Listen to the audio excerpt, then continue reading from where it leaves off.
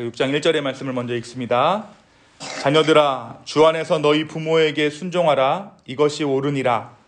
내 아버지와 어머니를 공경하라. 이것은 약속이 있는 첫 계명이니 이로써 내가 잘되고 땅에서 장수하리라.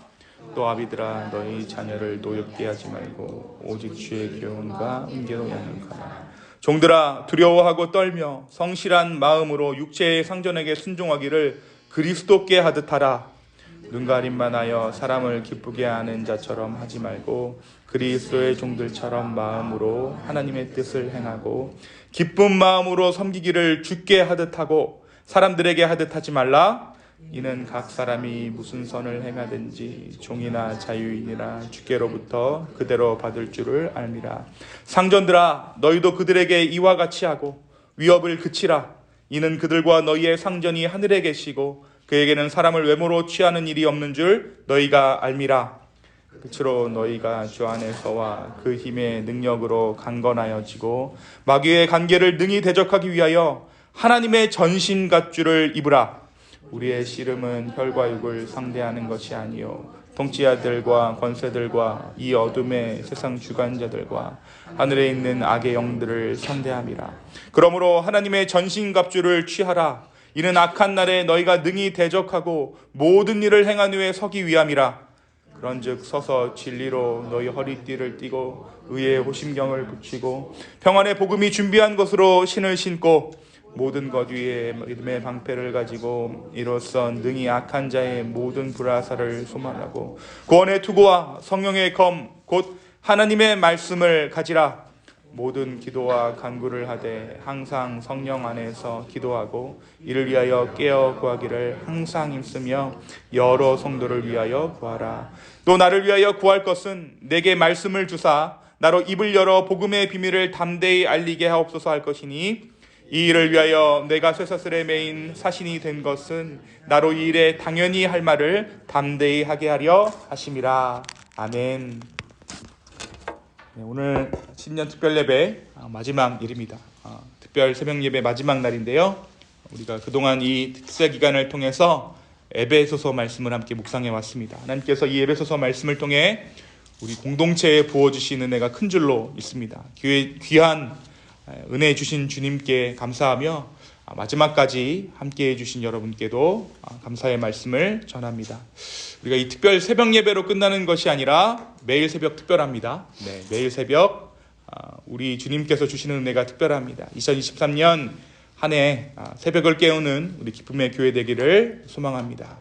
오늘은 다 같이 에베소서 6장의 말씀을 함께 나눕니다. 우리가 어제 말씀 가운데서 우리를 빛의 자녀로 부르셨다 했어요. 하나님께서 우리를 빛의 자녀로 부르셨다. 하나님께서 세상을 창조하실 때 무엇부터 창조하셨죠? 빛이 있으라.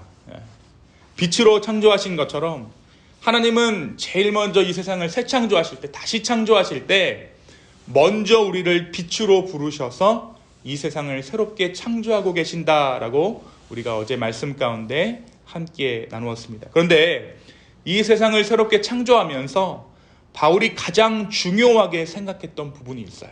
그것은 다름 아닌 가정입니다.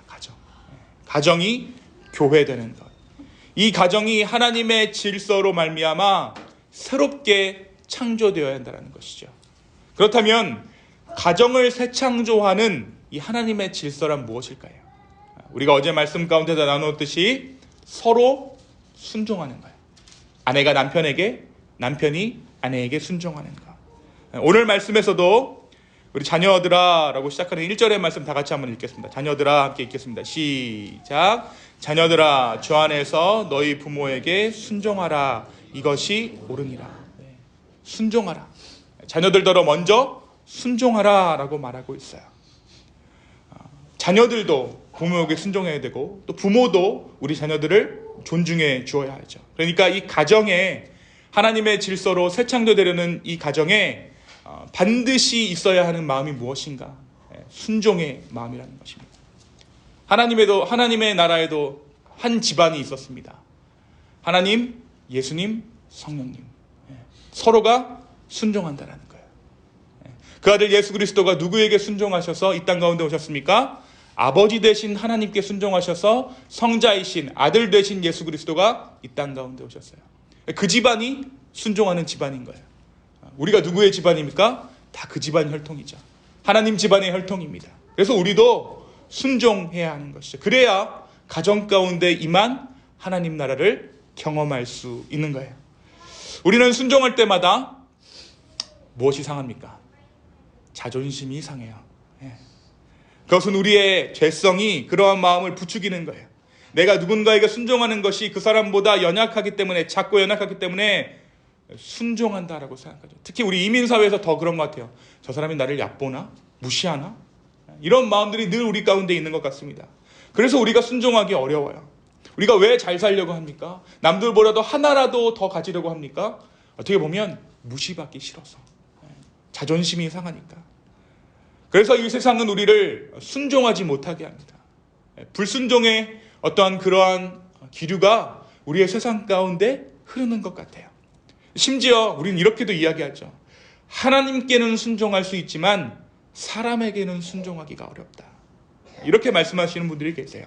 그러나 오늘 말씀이 우리에게 이야기하고 있는 것은 사람에게 순종하는 것이 하나님께 순종하는 것이다. 사람에게 순종하는 것이 하나님의 뜻이다라고 오늘 말씀이 기록하고 있어요. 그래서 오늘 말씀은 반복해서 죽게 하듯 하라, 죽게 하듯 하라라고 우리에게 권면합니다. 사랑하는 성도 여러분, 우리가 어떤 일을 하든지 누구를 섬기든 죽게 하듯 할 때 하나님은 우리에게 하나님의 복을 허락해 주실 것입니다. 바로 그 순간 그 영역이 하나님의 나라가 되는 것이죠. 이것이 하나님의 신실한 약속이에요. 나는 하나님을 섬기지 사람을 섬기지 않습니다 라고 말하는 것은 우리가 아직 하나님이 어떠한 분인지를 알지 못하기 때문에 이런 말을 하는 거예요. 하나님은 내가 누구를 어떻게 대하든지 그 마음의 중심을 바라보는 주님이세요. 여러분, 천국 구경을 하고 싶으세요? 천국 구경. 우리가 낮은 자리에서 섬김을 통해 하나님께서 이루고자 하시는 그 일을 행할 때 우리의 주변이 천국 되는 줄로 믿습니다. 올 한 해 우리가 정말로 낮아져서 모두가 천국 구경할 수 있는 저와 여러분 되었으면 좋겠어요. 나의 나라, 나의 제국이 아니라 하나님 나라를 발견하는 2023년 한 해 되기를 예수님의 이름으로 축원합니다. 그러면서 바울이 이야기하는 것이 바로 영적인 전신갑주를 우리에게 취하라라고 권면하고 있어요. 영적인 전신갑주를 입어라. 근데 여기서 이 전신갑주란 온몸에 두른 갑옷과 투구를 뜻하는 것입니다. 다시 말해서 이 전신갑주를 입는다라는 것은 전투에 필요한 만반의 준비 상태를 갖춘다라는 것이죠. 바울이 이야기하는 것이 무엇입니까? 지금이 전시 상황이라는 거예요. 예수님께서 승천하시고 다시 오시는 그때까지, 우리가 그때를 말세라고 하는데 이 말세는요, 여러분, 전시 상황입니다. 우리가 하나님의 군대가 된 것이에요.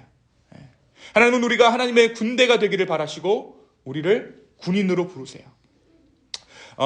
이 하나님의 전신갑주는 진리의 허리띠, 의의 호심경, 복음의 신발, 믿음의 방패, 그리고 성령의 검, 그리고 하나님의 말씀이 이 하나님의 전신갑주입니다. 이 전신갑주가 세부적인 부분이 어떠한 의미인가는 나중에 시간이 되면 제가 한번 자세하게 나누도록 하겠습니다. 그런데 오늘 아침에는 하나님께서 우리를 군대로 부르셨다라는 사실을 조금 더 주목해 보는 게 좋을 것 같아요. 우리가 하나님의 군대입니다. 여러분, 군인은 어떠한 사람들입니까? 훈련된 요원이에요. 훈련된 요원.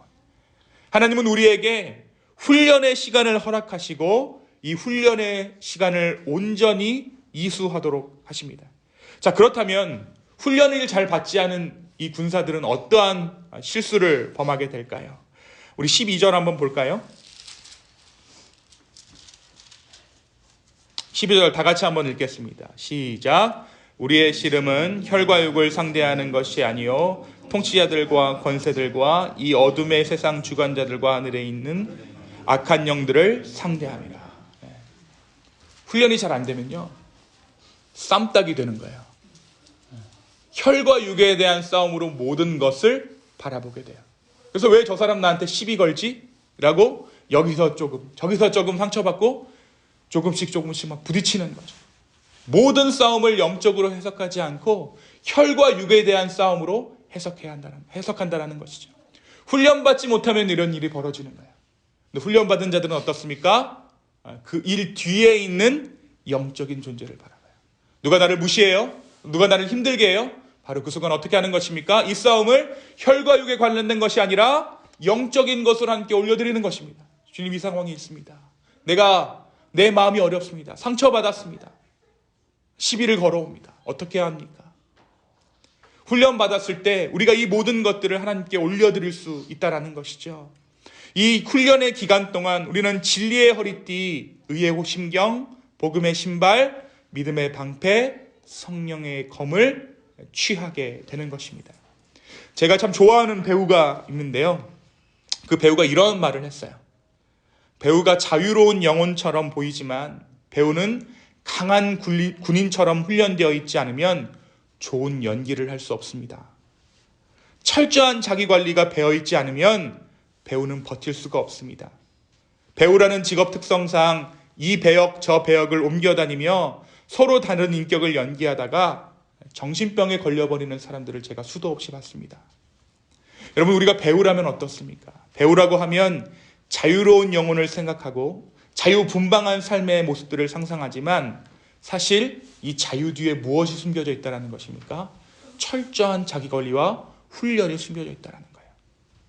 사실 여러 역할을 감당하기 위해, 다시 말해 여러 인격을 경험하려면 군인 정신이 필요하다는 것이죠. 여러분, 우리 주변에 얼마나 수많은 인격들이 있습니까? 정말 총천연 칼라잖아요. 이 수많은 인격들을 감당하기 위해 우리에게 필요한 것이 무엇이라고요? 영적인 군사가 되어야 돼요.